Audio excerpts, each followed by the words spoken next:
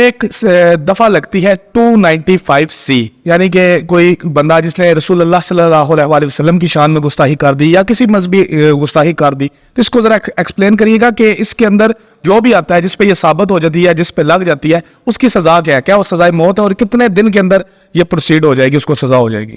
آپ نے سوال کیا 295C کیا ہے، اس سے پہلے سمجھ لیجیے 295 کیا ہے۔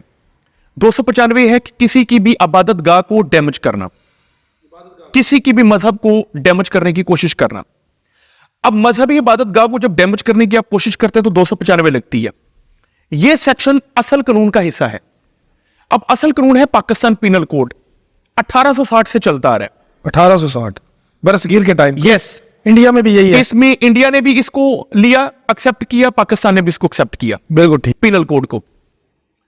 اب اس کے اندر کیٹیگریز آ گئیں 295A B C۔ یہ کیا ہے میں بعد میں بتاتا ہوں۔ کسی بھی مذہب کی توہین کریں گے تو آپ کے اوپر 295 پینلٹی لگ گئی، 295 لگ گئی۔ سدھو موسے والے کا گانا بھی ہے اس کے اوپر، ہاں جی، سچ بولیں گے تو 295 لگے گی۔ اب معاملہ یہ ہے کہ اس کو ذرا سمجھنا ہم نے کہ 295 کیا ہے کہ کسی کی بھی مذہب کو، مذہبی عبادت گاہ کو آپ ڈیمیج کرنے کی کوشش کرتے ہیں۔ اب اس کی سزا ہے 2 سال، 2 سال ود فائن، فائن بھی پڑے گا۔ اس کے بعد 1973 میں جب ہمارا کنسٹیٹیوشن بنا تو ہم نے پہلی مرتبہ قادیانیوں کو غیر مسلم قرار دے دیا قانون کی روشنی میں، ٹھیک ہے، کہ مسلمان صرف وہ ہوگا، مسلم کی ڈیفینیشن آ گئی، a Muslim shall be one، جو نہ صرف اللہ کو ایک مانے گا، who will believe in the oneness of Allah but also believe کہ نبی پاک جو ہیں وہ نہ صرف رسول ہیں بلکہ خاتم النبیین ہے، آخری رسول ہیں صلی اللہ علیہ وسلم۔ صلی اللہ علیہ وسلم۔ اب یہ آئین بن گیا۔ آئین بننے کے بعد ان سب لوگوں کو ہتھ کنڈا ڈالا بہت ضروری ہو گیا تھا، بلکہ پھندا ڈالا بہت ضروری ہو گیا تھا، جو گستاخی کرتے تھے۔ ٹھیک ہے، اب گستاخی کے لیے 3 کیٹیگریز بنا دی گئی، A B C۔ اے میں کہہ دیا گیا چونکہ جدید دور آنا شروع ہو گیا تھا تو لوگ پہلے مذہبی عبادت گاہ کو ڈیمیج کر کے مذہب کو ڈیمیج کرنے کی کوشش کرتے تھے، لیکن اب باتیں ایسی کرتے تھے کہ ریلیجس بلیف فیلنگز ڈسٹرب ہوتی تھی۔ جب فیلنگ ڈسٹرب ہونا شروع ہوئی تو 1927 کے اندر کیا ہوا، ایک امینڈمنٹ آئی کہ 295A ایڈ کریں کہ اگر ریلیجس بلیف ڈسٹرب ہوگا، اور یہ تب آئی جب ہندو مسلم فسادات شروع ہو گئے تھے، کہ کوئی عبادت گاہ پر حملہ کرتا ہے اس کی سزا صرف 2 سال، لیکن فیلنگ پر حملہ کرتا ہے تو 10 سال۔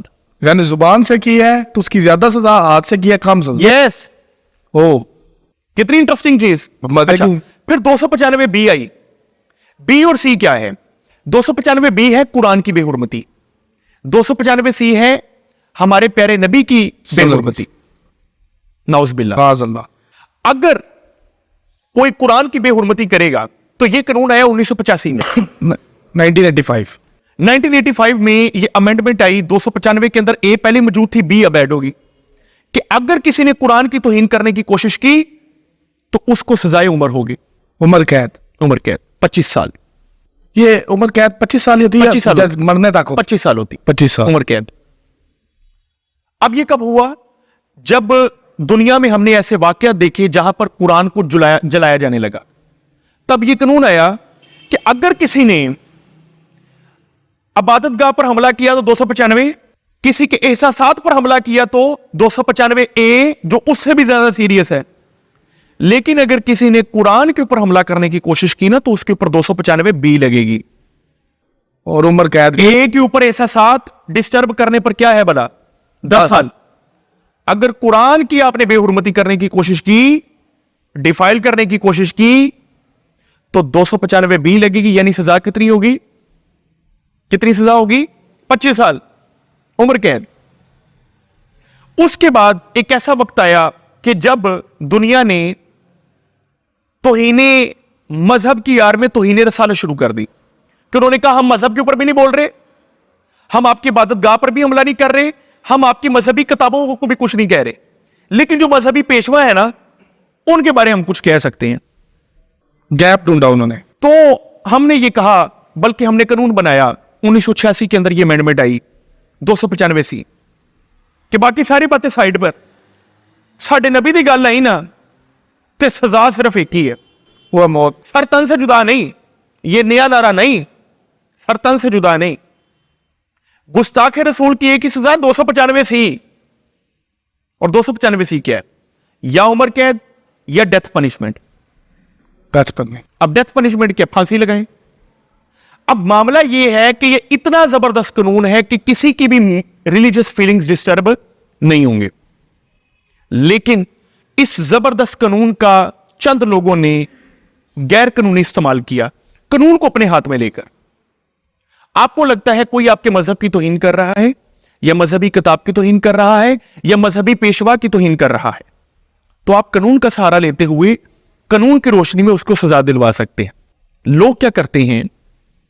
کوشش کرتے ہیں کہ قانون کو اپنے ہاتھ میں لیں اور سزا خود دیں.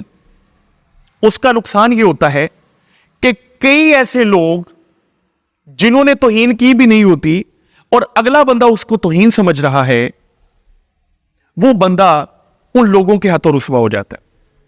اور قیامت کے دن اس کی بھی پوچھ ہوگی کہ جب ریاست نے ایک قانون بنایا ہوا تھا تو تم کون تھے قانون کو ہاتھ میں لینے والے؟ اور کئی لوگ انٹینشنلی جانتے بوجھتے ہوئے کہ اگلے نے کوئی گستاخی نہیں کی، اس کے اوپر گستاخی کا الزام لگا کر اپنے باقی مقاصد پورا کرنے کی کوشش کرتے